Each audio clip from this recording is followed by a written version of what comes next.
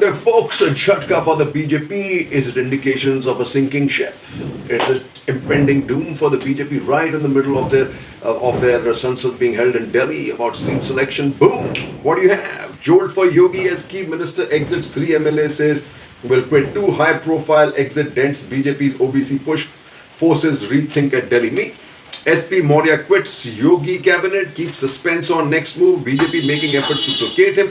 Cautious BJP brass advises UP leaders not to escalate matters. The tweet from Keshav Prasad Maurya requesting patience from the other Maurya is indication that there is a worry and they know how important he is. But look at what Pawar says. Pawar, hopeful of alliances in UP, Goa, Manipur, predicts more jolts to BJP. Ahead of elections, SP Maurya quits UP cabinet, may join SP. And this all started in West Bengal. 8 Bengal BJP MLAs quit party WhatsApp group. TMC wins 134 of 144 seats in Kolkata civic polls. BJP. The trend has started with Bihar actually. But it started rolling with Mamta. After exits, Bengal BJP sees departures from WhatsApp group. BJP faces Matua leaders' ire in West Bengal, and all their attempts in Maharashtra have fallen flat on their face. Shah wants MVA play fair or else face action. Maha Vikas Agadi, a den of corruption, says Shah. If Shah can say that, it's a joke. A den of corruption, Shah. Man, he's the leader of them all. Goa Minister Lobo, another MLA, quits BJP before polls. Lobo adds to growing list of Goa dissension. So here's the deal, folks. In trouble. Watch the tapes that are coming up, leaving sinking ship, as I call it.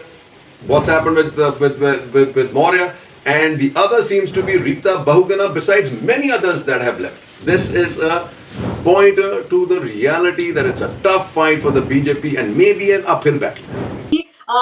5 साल गुजरने के बावजूद ऐन चुनाव से पहले आप ये देखिए कि 1 महीने से भी कम का वक्त बचा है जब पहले चरण की वोटिंग होगी, और उससे ऐन पहले अगर इतनी बड़ी तादाद में बड़े चेहरे बीजेपी के अगर छोड़ के समाजवादी पार्टी का रुख करते हैं, क्योंकि कहीं और जाहिर सी बात है वो नहीं जाएंगे। ये अलग बात है कि समाजवादी पार्टी कितने इनमें से चेहरों को अकोमोडेट कर पाती है और अपने नेता जो एग्जिस्टिंग नेता हैं उनको नाराज किए बगैर, ये अलग बात है। लेकिन जाहिर सी बात है वो समाजवादी पार्टी का ही रुख करेंगे, और ये बीजेपी के लिए बेहद मुश्किल वक्त है। और बीजेपी के लिए जाहिर सी बात है कि मैं ये कहूंगी कि आज जिस तरह से केशव प्रसाद मौर्य ने ट्वीट किया, स्वामी प्रसाद मौर्य के बाद केशव प्रसाद मौर्य ने जिस तरह से ट्वीट किया और कहा कि मिल बैठ के सुलझा लिया जाएगा, इससे आप नर्वसनेस को आप ये समझिए। अगर ऐसा नहीं होता तो ट्विटर पर इस तरह से केशव प्रसाद मौर्य की तरफ से ट्वीट नहीं किया गया होता, अगर उनके जाने से बीजेपी को कोई नुकसान नहीं हो रहा होता। आपको पता है कि बीजेपी के नेता और किस तरह के अहंकारी लीडर्स है, किस तरह की अहंकारी पार्टी है। वो किसी अपने जाते हुए नेता को जिससे उसे कोई फायदा नहीं है, जिससे उसको कोई वोटों का फायदा नहीं होने जा रहा है, उनको वो मनाए इस तरह से और ट्वीट करें, वो भी डिप्टी सीएम, ये इम्पॉसिबल सी बात है। तो इससे भी इसको साफ तौर पर समझा जा सकता है। और आप इससे भी एक और बात, जिस तरह से अभी आप जिक्र कर रहे थे बीबीसी के इंटरव्यू का, आप उससे भी इसको समझिए कि अगर सहजता होती तमाम चीजों में तो वो किस तरह से इंटरव्यू दे रहे होते और वो सवालों से कितने असहज नजर आए, क्योंकि उन्हें मीठा मीठा खाने की आदत पड़ गई है। हंस हंस के जिस तरह से उनसे एंकर सवाल पूछती हैं, उनको उसी तरह के सवालों की आदत पड़ गई है। और जब कोई असली पत्रकार से उनका सामना होता है तो क्या होता है फिर। ये केशव प्रसाद मौर्य का दरअसल नरेंद्र मोदी मूवमेंट था। आपको याद होगा जब करण थापर ने इंटरव्यू लिया था, नरेंद्र मोदी जब उस वक्त के सीएम थे, तो उन्होंने किस तरह से पानी मांगा था, लेपल हटाया था और कहा था दोस्ती बनी रहे। सेम इसी तरह से केशव प्रसाद मौर्य ने कहा कि थैंक यू फॉर कमिंग, आपने इंटरव्यू लिया, आप आए, बहुत अच्छी बात है, लेकिन क्या कुछ उस पूरे इंटरव्यू में हुआ है वो सबके सामने है। तो जाहिर सी बात है इन नेताओं का जाना बीजेपी के लिए मुसीबत है, और इससे बिल्कुल सीधा सीधा ये मैसेज भी जाता है कि बीजेपी के लिए ये चुनाव कितना मुश्किल है, चाहे वो कितना भी मैनेज करने की इसको कोशिश करे। नमस्कार, मैं हूं संजय शर्मा, आप देख रहे हैं 4 PM न्यूज नेटवर्क। 72 घंटे पहले हमने कहा था स्वामी प्रसाद मौर्य बाय बाय करने वाले हैं और बाय बाय हो गई। ओपी राजभर में ऑफिस में आए थे 2 दिन पहले और मुझसे उन्होंने कहा कि 1 दर्जन पिछड़ी जाति के बड़े नेता, आधे दर्जन से ज़्यादा कैबिनेट मिनिस्टर और 2 दर्जन से ज़्यादा विधायक बीजेपी छोड़कर अखिलेश यादव के यहाँ जा रहे हैं, उनसे संपर्क में हैं। तब मुझे उनकी बात पर ज़्यादा यकीन इतनी बड़ी संख्या में नहीं हुआ। तब मुझे ये तो पता था कि स्वामी प्रसाद मौर्य जा रहे हैं, दारा सिंह चौहान जा रहे हैं, धर्म सिंह सैनी की बात हो गई है। हालांकि दारा सिंह चौहान और धर्म सिंह सैनी ने खंडन किया, हम नहीं जा रहे, लेकिन मेरे को पता है कि बहुत जल्दी ये लोग शिफ्ट हो रहे हैं। अखिलेश यादव ने भी ये संकेत दिए हैं कि रोज रोज एक बड़े नेता को एक साथ ना करा के अलग अलग कराया जाए। उसकी स्ट्रेटेजी में ये होता है कि जब आप एक साथ करा लेते हैं तो एक दिन खबर बनती है, एक मंत्री गया उस दिन खबर चली, दूसरा मंत्री गया उसके दूसरे दिन खबर चली। इस तरह आप खबरों में बने रहते हैं। कम से कम अखिलेश यादव ने मोदी जी से यह आइडिया सीख लिया है। बहुत बदले बदले नजर आने लगे हैं अखिलेश यादव। लेकिन आज मेरे पास एक नाम को लेकर बहुत बड़े सारे फोन आए। सब जानना चाहती थी कि क्या प्रयागराज की सांसद रीता बहुगुणा जोशी भी बीजेपी को टाटा बाय बाय करने वाली है। अब बताइए मैं कैसे बता देता। लेकिन ये बात सही है कि समाजवादी पार्टी में बहुत चर्चा है और रीता बहुगुणा जोशी के समर्थकों में भी कहीं ना कहीं चर्चा है कि रीता बहुगुणा जोशी भी बहुत जल्दी समाजवादी पार्टी को ज्वाइन कर सकती हैं। अब लोग कहेंगे कि वो सांसद हैं, बीजेपी की केंद्र में सरकार है, जरूरत क्या है। लेकिन हजूर जरूरत तब होती है जब लगता है आदमी को कि राज्य में सरकार बनने जा रही है, और अगर सरकार में भागीदारी होती है तो एक बड़ी हैसियत होती है। रीता बहुगुणा को बड़ी उम्मीद थी कि केंद्र में मोदी जी मंत्री बनाएंगे, मगर मोदी जी ने मंत्री नहीं बनाया। एक उपेक्षित हैं, सांसद की बहुत ज़्यादा हैसियत मोदी सरकार में कम से कम मोदी जी के प्रधानमंत्री रहते तो होती नहीं है। तो बहुत कयासबाजी थी कि रीता बहुगुणा जोशी भी क्या सपा में आ जाएंगी। ब्राह्मणों के बड़े बड़े चेहरे लगातार सपा में शामिल हो रहे हैं। पिछले एक महीने में 17 बड़े चर्चित नाम बीजेपी छोड़कर समाजवादी पार्टी में जा।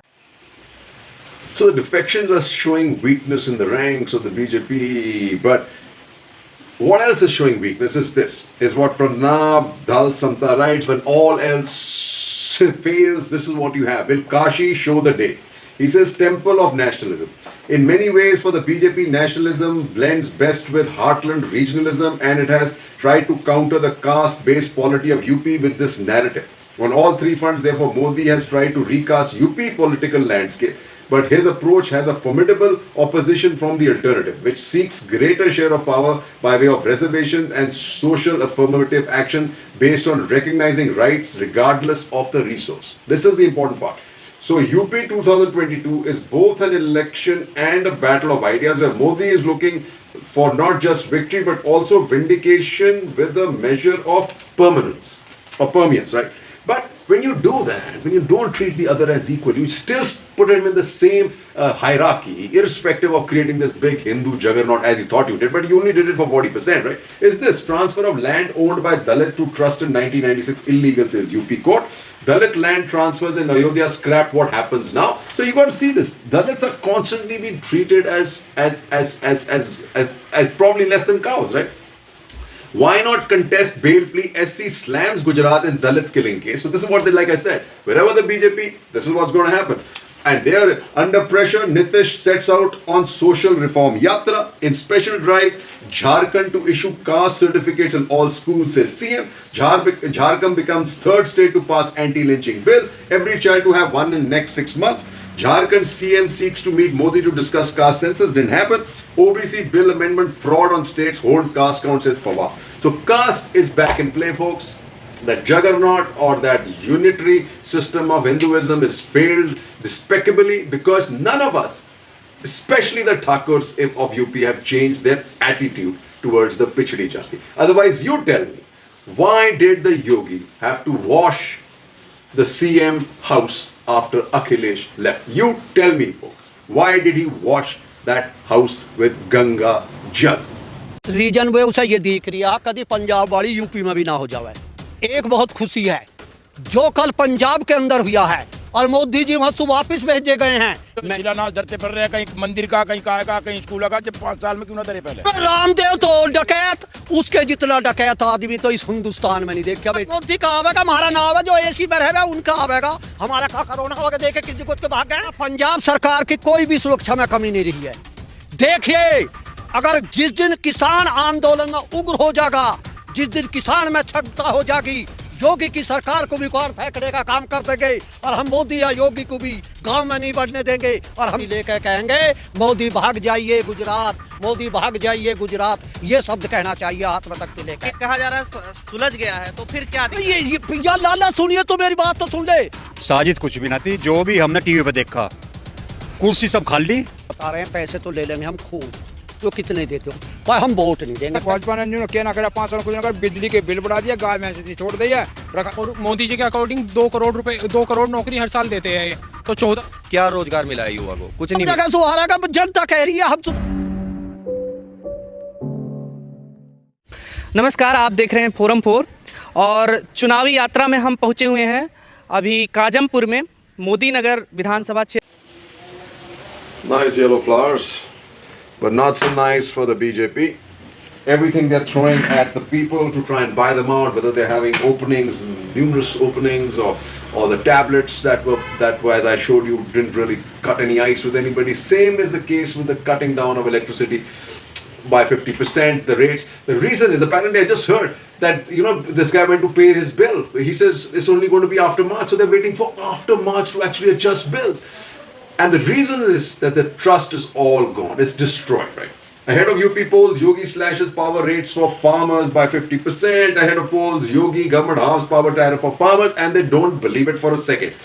BJP raises pitch on marriage age bill to make it a poll issue. Not working again. In video from deathbed, woman slams UP cops, and that's the reason why. And this also fell flat on its face, right? SP BJP trade charges over IT raids ahead of UP polls. They suddenly vanished. Have you noticed that? 194 crores seized UP perfume seller in 14-day judicial custody. He stashed 284 crores at home but would ride old scooter. So this money also people have realized.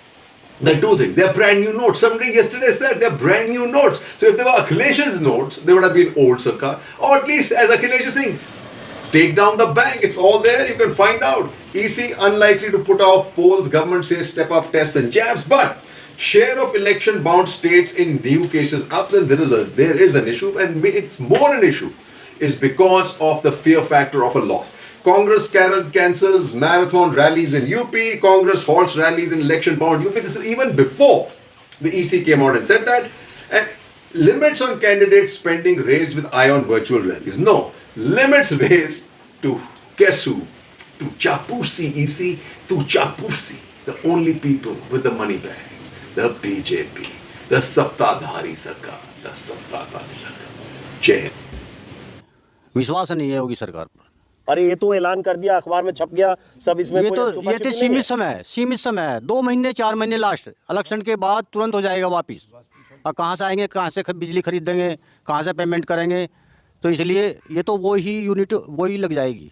अच्छा ये बताओ, ये अब 2 लोगों से मैंने बात की, यहाँ जितने लोग हैं, ये 15-20 लोग 25 लोग जो भी हैं, कोई खुश है कि लगता है कि आज सरकार ने ये बड़ा फैसला किया, किसानों के हित में किया, फसल उगाने में जो सिंचाई में ज्यादा बिजली का मीटर भागता था उससे फायदा हुआ, कोई खुश है यहाँ पे? ना कोई भी खुश है, यहाँ ना कोई भी खुश, सब ना कोई भी खुश, कोई नहीं है खुश। क्यों भाई? साहब इन्होंने घटा तो दिए, चलो अब तो कुछ तसल्ली से करिए इन्होंने, कुछ घटे, आगे का क्या विश्वास है इनका? ये है ना, तो घटाए तो है ही इन्होंने अब तो फिलहाल तो। अब जो है 3-4 महीने के लिए घटा दिए, क्या घटा दिए, फिर वही काम हो जाएगा भाई, खुश काहे में हो जाएंगे, फिर वो इन्हीं की सरकार आ गई तो फिर वही काम हो जाएगा। लेकिन अभी तो किया ना कि खुश, मतलब सरकार ने क्या क्या क्या, हाँ उधर भी पूछ लेते हैं, क्या आप क्या सोचते हो? बड़ा फैसला तो किया किसानों के हित में। क्या है इन्होंने, पहले जो 500 रुपये मिला, 500 तो 1500 रुपये लेके, अब 2 दिन क्या भागा, 2 महीने का 4 महीने का करेंगे कम, फिर मैं ले आऊँगे। कौन सा काम करा इन्होंने? घंटे का पेमेंट दबा रहे हैं, क्या करवा रहे हैं, रोजगार मिल रहा कि मिल रहा? ये रोजगार वगैरह पे बात करेंगे, लेकिन अभी जरा ये बिजली बिल पे बात करें। मैं सरकार ने तो यही सोच के ये किया ना कि किसान नाराज हैं, बार बार बोल रहे हैं बिजली बहुत महंगी है, तो चलो कम कर देते हैं, खुश हो जाएंगे। कम कर दिया इन्होंने, अब कर दिया है, 2-4 महीने का करेंगे। 500 रुपये था, 1450 रुपये ले आई ये बिल ने, अब 50% कर दिया, जब भी फालतू ही है तो 500 के हिसाब से, ये फालतू नहीं है। अच्छा आप क्या कह रहे हो? फिलहाल 4 महीने के लिए तो लाभ कर दिया है। 4 महीने, चुनाव तो 2-2.5 महीने में खत्म हो जाएंगे। 2.5 महीने के लिए लाभ कर दिया है, फिर वैसे हो जाएगा ये। अरे क्यों ऐसे हो जाएगा? आप लोग पहले से माने बैठे हो। अरे जब इन्होंने बढ़ाए थे 500 से 1500 करे, जब इन्होंने देखी नहीं 3 गुना पैसे फालतू बढ़ रहे हैं, कहाँ से देंगे किसान? किसान की इतनी आमदनी कहाँ है?